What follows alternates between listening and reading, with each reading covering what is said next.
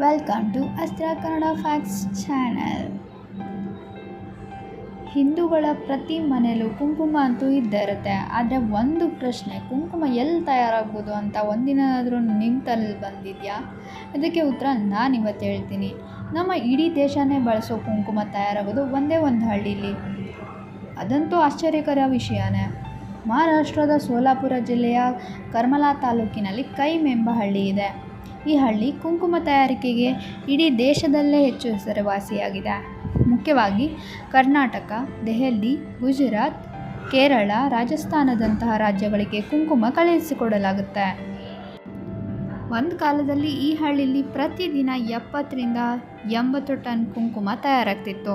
ಆದರೆ ಈಗ ಬೇರೆ ಬೇರೆ ರಾಜ್ಯಗಳಲ್ಲೂ ಕುಂಕುಮ ತಯಾರಿಕೆ ಹೆಚ್ಚಾಗಿದ್ದರಿಂದ ಉತ್ಪಾದನೆ ಸ್ವಲ್ಪ ಕಡಿಮೆಯಾಗಿದೆ ಅಂತ ಅಲ್ಲಿನ ಜನ ಹೇಳ್ತಾರೆ. ಅಲ್ಲಿನ ಗ್ರಾಮಸ್ಥರಿಗೆ ಕುಂಕುಮ ತಯಾರಿಕೆ ಬರೀ ವ್ಯಾಪಾರ ಒಂದೇ ಅಲ್ಲ, ಒಂಥರ ಭಾವನೆಗಳಿಗೆ ಜೊತೆ ಇರೋ ಸಂಬಂಧ. ಅದು ಅವರ ಭಾವನೆಗಳ ಜೊತೆ ಬೆರೆತು ಹೋಗಿದೆ.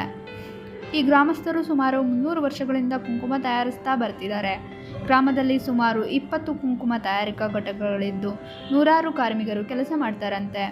ಕುಂಕುಮ ತಯಾರಿಕೆನೇ ಇವರ ಜೀವಾಳ ಅಂತೆ. ಕುಂಕುಮದ ಜೊತೆಗೆ ಗಂಧ, ಅರಿಶಿಣ ಕೂಡ ತಯಾರಿಸ್ತಾರಂತೆ. ಈ ಗ್ರಾಮವು ಬರೀ ಕುಂಕುಮದಿಂದನೇ 200 ಕೋಟಿ ರೂಪಾಯಿಗೂ ಹೆಚ್ಚು ವಹಿವಾಟನ್ನು ನಡೆಸುತ್ತೆ ಎಂದು ಸ್ಥಳೀಯ ಮಾಧ್ಯಮಗಳು ವರದಿ ಮಾಡಿವೆ. ಈ ಮಾಹಿತಿ ನಿಮಗೆ ಇಷ್ಟ ಆಗಿದ್ದರೆ ನಮ್ಮ ಚಾನಲನ್ನು ತಪ್ಪದೇ ಸಬ್ಸ್ಕ್ರೈಬ್ ಮಾಡಿ. ಧನ್ಯವಾದಗಳು.